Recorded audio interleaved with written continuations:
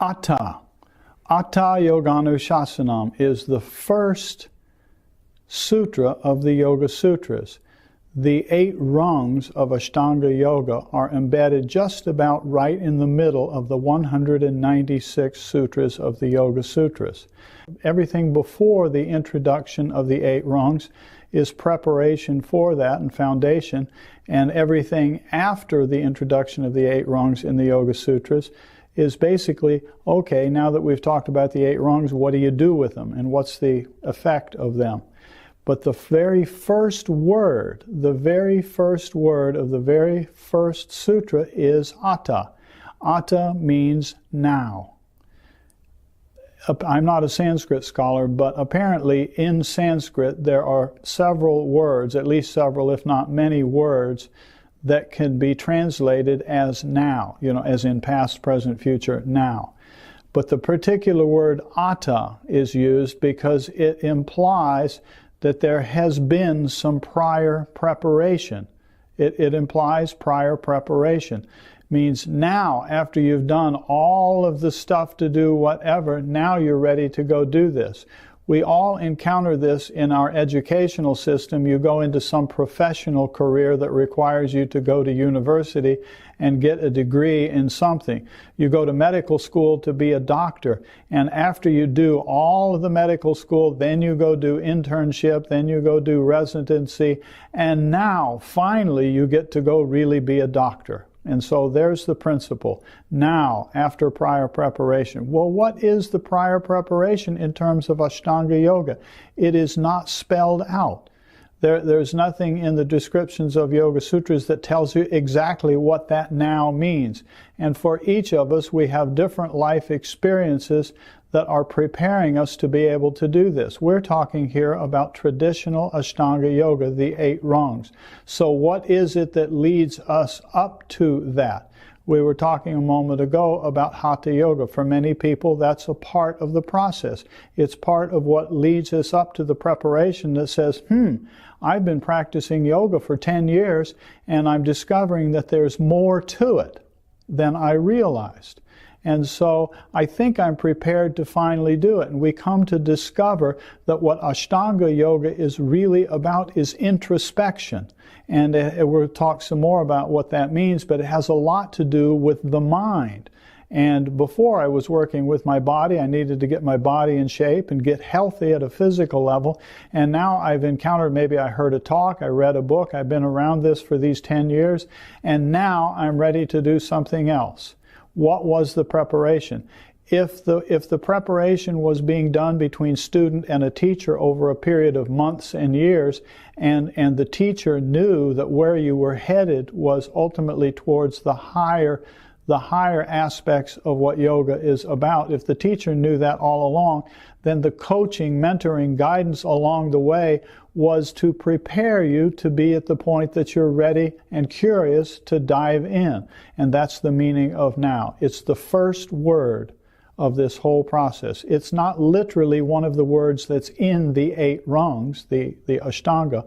It's a very, very important part of the preparation for the introduction of the 8 rungs. When we talk about this preparation, I mentioned that, a lot of it often is Hatha Yoga, but it's also lifestyle things. So if you've gone through a youth period and you're not settled into a job or career that you're happy with, that can be part of preparation. If you know that you just feel it internally that you're going to live in a family life and have children and a spouse, then part of that is going through the social learning of what you do in your teens and those years where you're becoming acclimated to getting along with other people and building and how to build good, healthy relationships. That's part of it. It may be, for example, some habits that you know that you need to let go of. You may have a drinking habit. You may have a cigarette smoking habit, or anything. I don't know how far we could go. Very far with habits that we might have. We're all different people, and we all have our own way of developing silly different habits. And so some of the preparation to be able to dive into the subtleties, the depth of Ashtanga Yoga is dealing with some of those habits. It doesn't mean that we have to somehow be perfect in the area of habits before we are Atha, before we are now prepared. It doesn't mean that.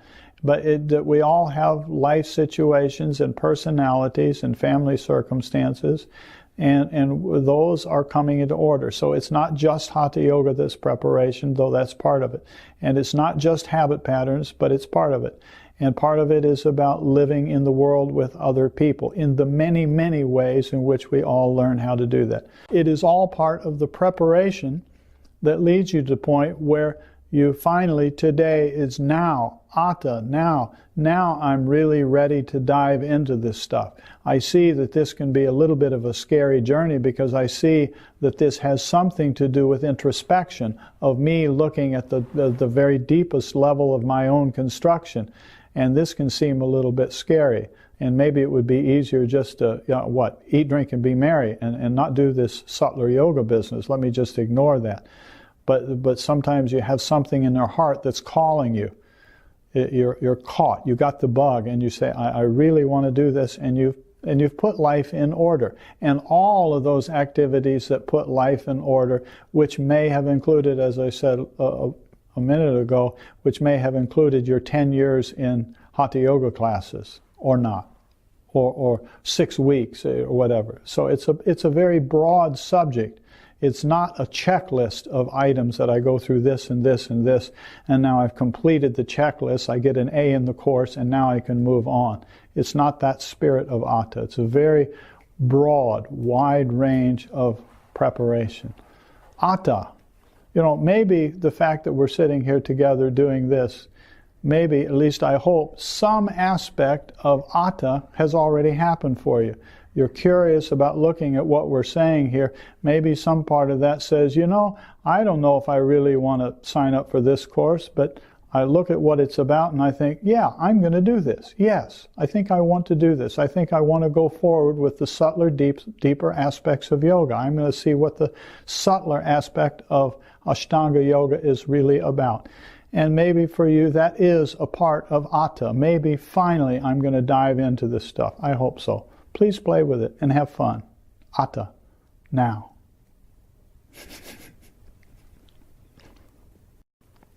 There's a few other kind of Atha moments that come to us sometimes. One of these example is when a close family member dies.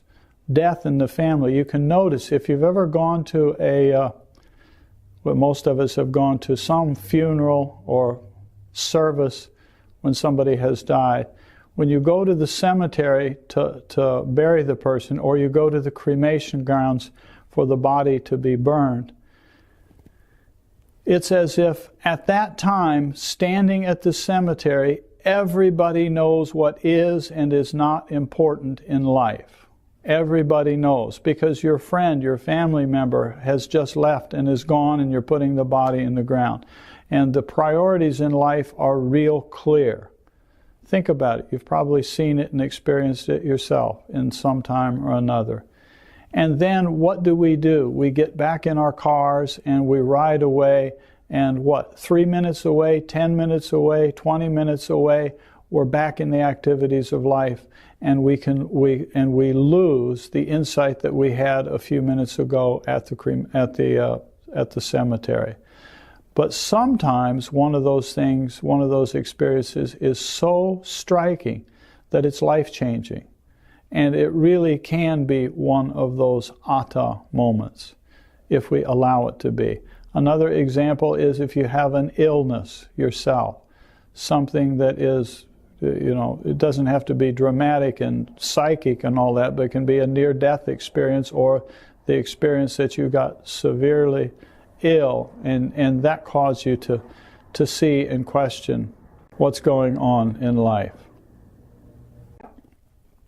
Okay, let me tell you one story. It's not a complete story about Atha, but it's a tiny little, it's fun. It's a fun story. I'm not trying to make it overly dramatic, and I'm not a guru salesman. I'm really not. But it's a story, the man that's the subject of this story is the one who told me this story himself. This man was a businessman from, it doesn't even matter the country, but he lives somewhere in Asia. And he found himself sitting on an airplane going from, I don't know, from somewhere to somewhere. And he was sitting next to a man who was a little older than him, who was wearing a business suit, didn't know who he was. And a conversation just struck up. And somehow it got talking about the purpose of life and what life is about and life in general and family and all this kind of stuff. And the conversation turned to spiritual matters, so-called, whatever that means. Now, the man who's telling me this is the guy who's the subject of this. And he said he suddenly realized that he was sitting next to a man who really, really quite knew what he was talking about.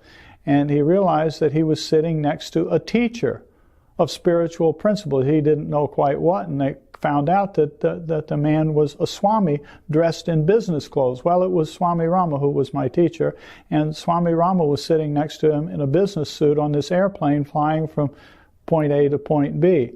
And so he thought, well, you know, this is a really cool guy, and so the courage came up, and he said, will you teach me? Will you teach me more? Can I be your student? Will you teach me? And now here's teacher Swami in a business suit, because he traveled, you know, not to show off, look at me, I'm a Swami wearing orange clothes or like that. Traveled with just plain old suit, so, you know, sort of invisible in the crowd, which is what a Swami ought to be anyway. So he said, will you teach me? And he said, Swamiji looked over at him, smile on his face, and with his finger, he pointed to the alcohol drink that the guy was sitting there on the thing in front of me. And he told me that, in fact, he drank too much alcohol, and he knew it. He had known it for quite a few years, that he was developing a bit of an alcohol problem. And so Swami Rama looked him in the eye and pointed at the drink. He said, yes, but one condition. That's the last one of those you ever drink. And the man said, okay. And when the man told me this story, it had been, I've forgotten how many years, but it had been quite a few years. And it ended right there. Wow. Right there. And so it's a fun story. So it's a little bit about Atha. So whatever was going on in this man's life, he had a good life, he had a good business, he had a wife, they had a couple kids they had raised, and life was pretty good. And so I guess he was at a point where he was ready to do some more in life, and ended up sitting next to a guy like this on the airplane, realizes, you know, the stature of the fellow he's sitting next to, asks him for help, and is given one little condition, last one of those. And he said, I took him up on it. He said, literally, it's the last drink he ever had. I kind of like this story. It's fun. Atha, what does it mean? You decide. What does Atha mean? If you have unfinished business, deal with it, finish it, put life in order, and do this, and move forward. Atha.